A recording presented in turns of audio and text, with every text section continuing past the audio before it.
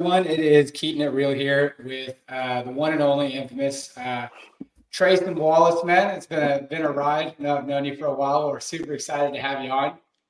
Definitely, man. Good to be here. Yeah, man, absolutely. I know that your brother on. Y'all kind of two peas in a pod. Obviously identical twins. And for all my video listeners, I see you got the ink on there, man. Doesn't Tylen have the other arm inked up? Yep, I got the right one, he's got the left. Yep. All right. Did y'all flip a coin over that? Man, it's crazy. Kinda. I mean, we kind of just went. I was like, you know what? I'm gonna do my arm, and we didn't want to be exactly the same. So we're like, yeah. So I'll get the other arm, and it kind of worked out. Like I have my tattoo, so I got an R in my name, right? So Yeah. I got tattoos on my right arm, and he has an L in his Oh name. my God, that's so funny. So he had tattoos on his left. So it's kind of funny Yeah, how no, it worked out.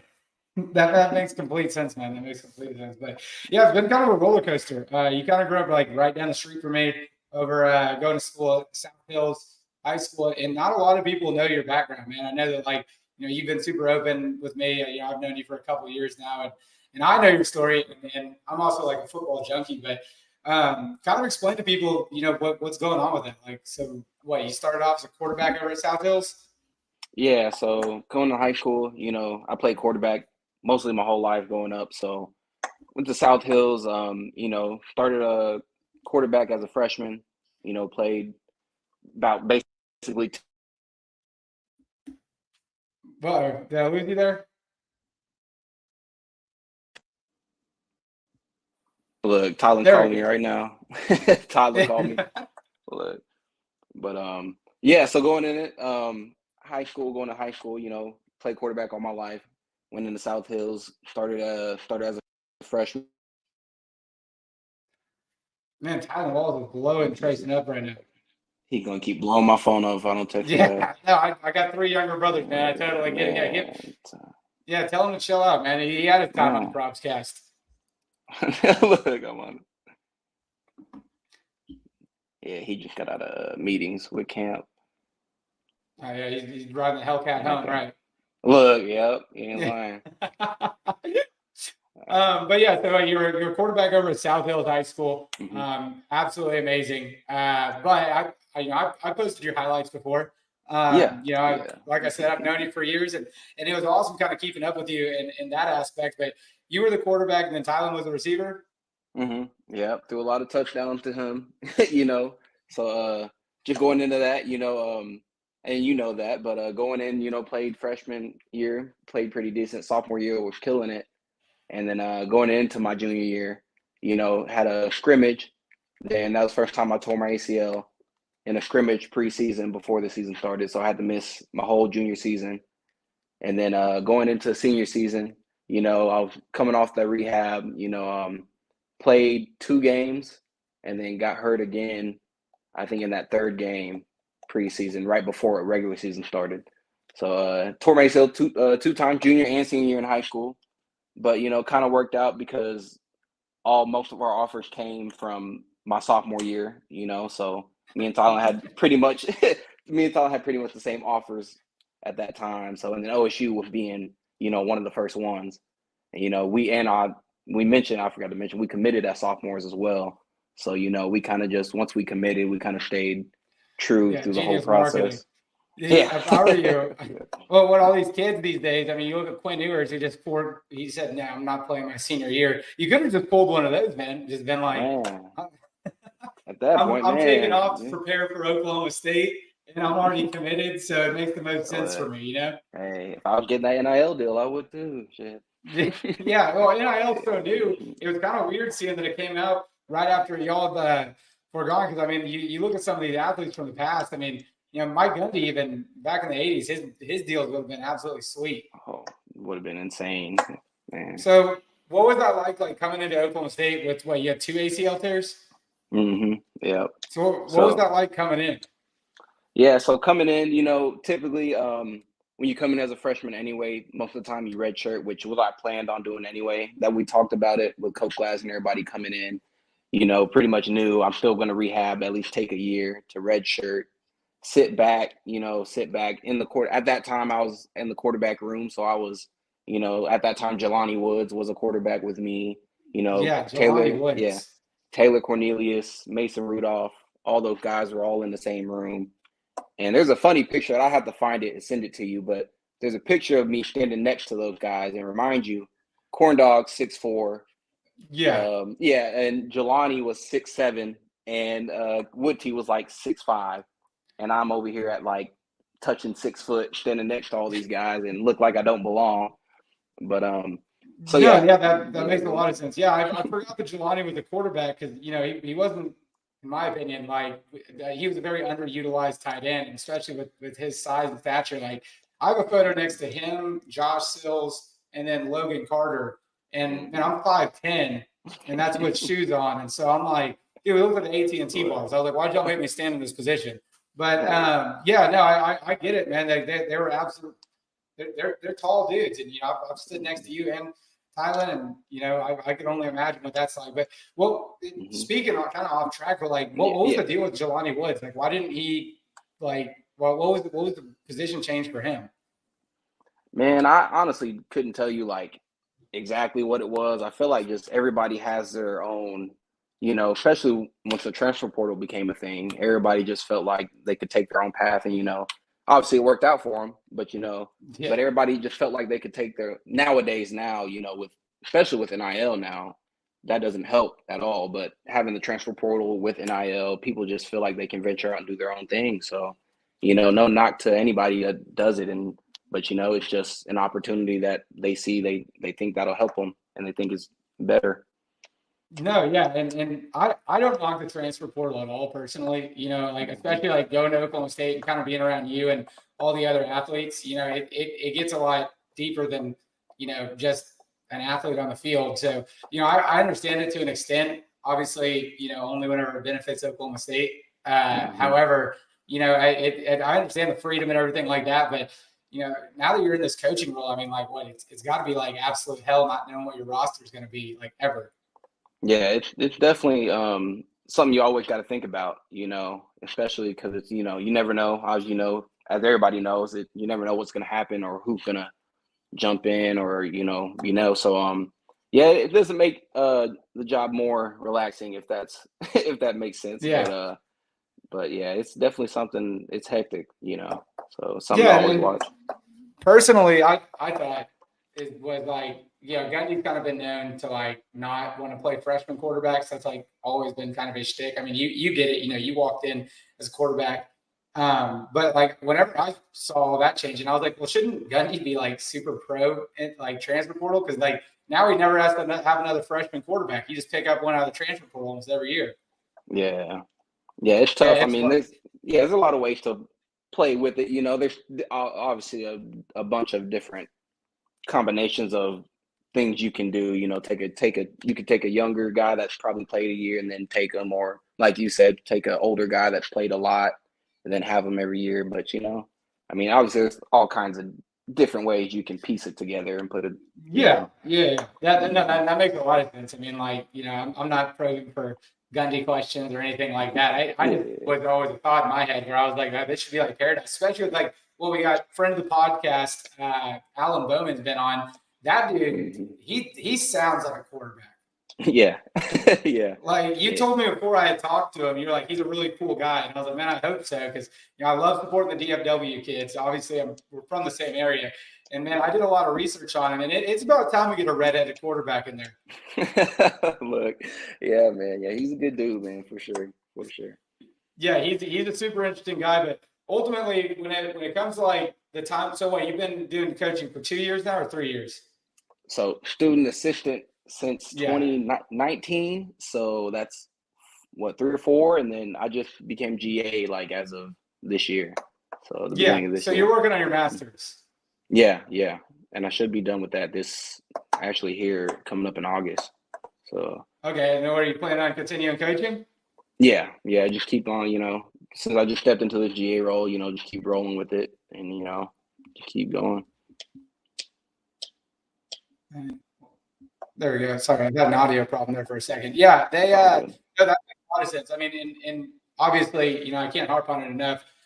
With having the connection between like me, Emma, you, and Thailand, it was always like, one of our favorite bets to take whenever you would be on the sidelines, and we'd bet on what color visor you have every game.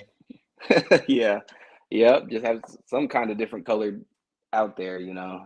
No, that's funny. Well, yeah, anything to get their attention. That way they can see you on the sidelines, right? You know, that's how you do Okay, it. so here's a really good question: is like, Mm, how do you go from like not saying that you were ever this guy, but how do you go mm, from like going out to the strip, hanging out with the football team, to next day you're in charge of running drills? Like, how do you manage like mm. finding that respect between them? Definitely had to, and then especially because my brother was obviously I roomed my brother. We Yeah. played together forever, so obviously like I was in that role for a while, and then it kind of actually helped me. Coach Dunn was like one of the ones. If I'm gonna take on that, if I really wanted to coach and take that career path, there's a certain point where you got to separate yourself. And there's Mhm. certain times when like you can probably hang out with some friends, but there's a certain line you got to draw somewhere, to separate it. If you really want respect from the guys, so I kind of took that a while back when I first started being student assistant. I kind of took that in, and I kind of had to slowly but not surely separate myself. Kind of certain things I can and can't do with the guys. And it kind of just, kind of glad I caught that early because it helps me develop and understand even more now that I'm still going into it.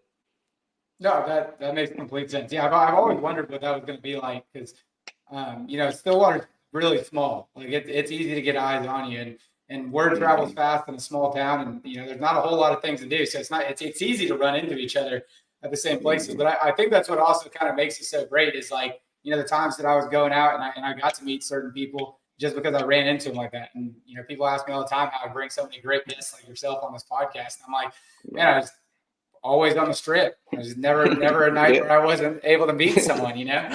Definitely had a couple times. Yeah. Okay, Mhm. so with everything, so like I know that you said you have to draw the line, and there's a level of who you are versus who they are now, and things like that. Do you think that like the players feel like a little bit more confident talking to you before they make a decision? Probably, just and that's one thing I try to make sure they know, and I'm sure they do know, is that I've been in their shoes. I've been through the same things they've been through.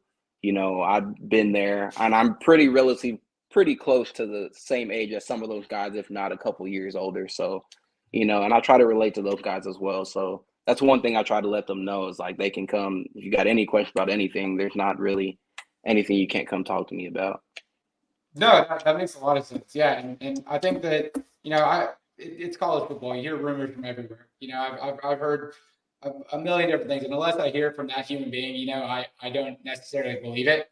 There are a lot of rumors. Let's say like Spencer Sanders, for example, friend of the podcast, friend of mine, man. It's a great Mm-hmm. guy. But I heard a lot of rumors swirling about him, and I was like, I'll just give him a call because of everything Yeah. that goes on like that. But yeah, with the transfer portal, NIL and like obviously you're a little bit younger. But do you ever like feel a little bit like for example, whenever I'm with Post the Purpose with NIL, I get Mhm. direct from the source. I don't have to wonder anymore. I don't have to see stuff flying on Twitter. But do you ever feel a little Right. bit more confident having that type of knowledge? For sure, definitely. And I mean, that's what's nice about just being around in the game so long, you know, just being around what I've been doing and being around it forever. I'm in meetings, I hear everything, I know stuff. So, it kind of gives you that, like you said, it gives you that confidence. It gives you like, more fortitude, more like, Yeah. they can believe in me, and I can have confidence in what I'm telling them as well. Yeah, no, that makes sense. I know that was like a long-winded question. I almost lost Yeah, it yeah. halfway through there. But Yeah. now give us a little bit of intel, man. You got any players you think that are gonna like do anything that like maybe a guy that we're not thinking of? Because like, yeah, of course we love Ollie Gordon and we think he's gonna be awesome, even as a second slot back or whatever. But is there anyone that we're missing right now that in practice just wowing you? Man, the only thing we've had so far is really like summer. So, we don't really know for sure yet. But, I know we got a good group of guys this year, as a whole. I feel Yeah. like the teams we really come together as one, a little different than what it has been the past few years for whatever reason. But this year just feels like the guys are really together as a team, not just offense, defense, like all the way together. So, Yeah, I it's mean, gonna be exciting. some great chemistry. It felt different than whenever I was hanging around everyone in 2021 before the season began, as opposed to years in the future or in the Right. past. And Yeah. man, that chemistry can mean the world. For sure. Yeah, it's important, man. So Yeah. So I mean that's just wild that you found a lot of success between your way moving up, but I mean Gundy kind of found himself in that same role. Is your dream one day to make it to the NFL and coach a brother, or is your dream to stay in college football and figure out a way to find a head coaching job somewhere? that would be nice, man. Be coaching Tylen around, telling him what to do. So, but yeah, I think that's the ultimate goal. Kind of just get it where you can. Try to get up to that next level. Soak up what you can, all the knowledge, learn as much as you can, and then But I think that's the ultimate goal, probably to get to the NFL eventually. Yeah, absolutely. I think that a lot of people find their way to that, and obviously you got a haircut, man. You're looking fresh, and you look a little bit more serious than the Yeah, last time I saw you. But yeah, yeah, no, yeah. it's a huge translation. Going even from high school ball, where you said you were starting as a freshman, and then you make it all the way to Oklahoma State. I mean, it's pretty killer. But did y'all have any offers from anywhere else that you were considering? Yeah, I think Tulsa was our very first offer. That was like our very first one, and they were recruiting us hard. We if it would have been there or SMU too as well. I mean, we had offers from Vanderbilt, like I said, Tulsa. I Yeah. think we had a total of 13 total together. Damn. But yeah, but and then obviously when Tylen was playing, he blew up and got a couple more. But yeah, I think it would have been out of either Tulsa or SMU because SMU was recruiting us really hard too. Now, would they just recruit y'all as a duo, or were you getting recruited a little bit better back then? Probably not as a duo, yeah, for sure. Because they knew that was our main thing, just to Mhm. play together. So and that's I think that's where some schools are like, I don't know. With me getting hurt so early, some of them drew the line like, well, we don't really want to offer this guy, but Yeah. those schools knew at first that was our plan all along to play together. Yeah, and Oklahoma State has a pretty good deal bringing in brothers. I mean, you look at Caleb and Keelan Boone. You got Braylon left, but you had Braylon and Brendan Presley. I mean, the list goes on of brothers that come in. So I get fired up personally because I'm like, dude, this is going to be an awesome dynamic duo. And like we said, the chemistry's already there, so it's not like you're having to go and fight for anything. But no, that Right. that that makes a lot of sense, and it's awesome that you have those offers and everything like that. But ultimately, what made y'all decide to go to Oklahoma State? Just the people, I mean, just coming here, taking our visits, the people, the culture, it's really family based, and that's kind of what we've grown up and we were always about. So, just coming here, coming to the couple games and coming to see it, and then Gundy, Dunn, all those guys, all the coaches recruiting us, we kind of just knew this was the right place for us. Yeah, no, I've heard that Dunn's a hell of a recruiter because people give him a lot of backlash online. I've been susceptible to that, and ultimately I think he's a great wide receivers coach. I mean, Oklahoma State has a tradition of bringing in badass wide receivers, but yeah, the culture and everything like that, I think is kind of what drives in these athletes. How much of your hand is like in the recruiting pool? Pretty much, yeah. I mean, I'm right there now, especially now that I'm GA. But I've always been there. Any receiver that takes a visit, I'm right there. It's any visit, any official visit. So I'm pretty much I'm around in there. So Okay, so let's say you got some receiver, right? We're gonna mm, role play. Are you ready? You got okay. some receiver, right? Some 17, 18-year-old kid. Let's say a four-star stud out of like Allen, Texas. What's your pitch towards him to come bring him to Stillwater, Oklahoma? I mean, the main thing is just keeping obviously we're telling them what it is. That's one thing we like to do here. Just we're keeping it real. Like you see what you're gonna get. We're gonna coach you. There's gonna be hard times, but that you're probably not gonna like some of us. But we're gonna coach you. We got the tools to get you to the next level. And this is obviously a family-based thing. Like everybody knows, there's not tons to do in Stillwater, but that's what is a great thing about it too as well. It gives you football to just focus on football, and there Yeah, aren't very many distractions, to get caught off with, so that's one main thing. I think just being able to bond with your teammates and just, as you, like I said, there's not much to do in Stillwater, but that also lets you focus and bond with your teammates and focus on your craft throughout the years. yeah, absolutely. I mean, you can take him down a little Hall of Fame walk and show off Barry Sanders Heisman or show off all the Bolitnikoff Hmm. Award winners we have and everything like that. Yeah. Obviously, that we're coming up on a wild season because last year Texas knew you were here. Somehow Texas avoided the bullet of like playing Oklahoma State because we've been whipping their ass for a long time. But I mean, when it comes to this upcoming season, like ultimately, do you feel like we have everything in place to make a Big 12 championship run? I think so, man. We got parts. We got some new things in there now. Obviously with the new with Nardo, the new coordinator. With the new defense, and and we got some. We lost some parts, and we got some parts out of the portal to replace them. So I feel like we got a pretty solid team, and yeah, we got a pretty good chance. I mean, everyone kept talking about how much we lost in the portal, but ultimately, and I'm not knocking any of the guys that left or anything like that, but like, okay, we retained what Kendall Daniels, Colin Oliver. I mean, there's a lot of guys in the squad that people are kind of overlooking, in my opinion. Yeah. And I would have been fine, with Garrett Rangel or Gunnar Gundy. I think Gunnar Gundy's a badass, and I think some history could be written in the last Bedlam game for you to get some time in there. But ultimately, like, yeah, I think that the team that we have together and the way we trust in Mike, we're top 10 in wins since 2010. This should be a pretty walk in the park. But, we got a lot of new components here. We get to go to a lot of different places. We're not going to your home state in Texas a whole lot. We're going to Houston once, but that's about it. But walking into the end of the season, I mean, we got the last Bedlam. And, you've been around for quite a while now. And you know what that environment's like. And we got some new cats on the squad. Are they aware of, the fact that we don't like them?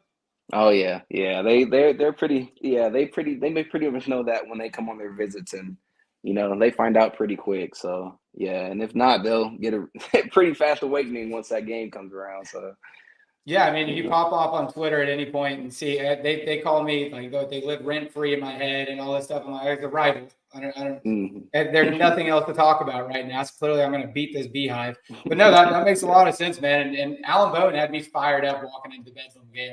And, I'm a season ticket holder finally, and I'm amped up to get up there and hang out and definitely go watch some great Oklahoma State football. Oh yeah, for sure, definitely. Really well. Hey man, I really appreciate you coming on. I think those are all the questions I had. Other than that, man, like I said, I really appreciate you coming on. Yeah, appreciate you having me, man. Absolutely. Well, Tracin Wallace, everyone. Be sure to follow the ProbsCast on Spotify, YouTube, Twitch, you name it. I'm probably on there, or at OK State Probs on Twitter.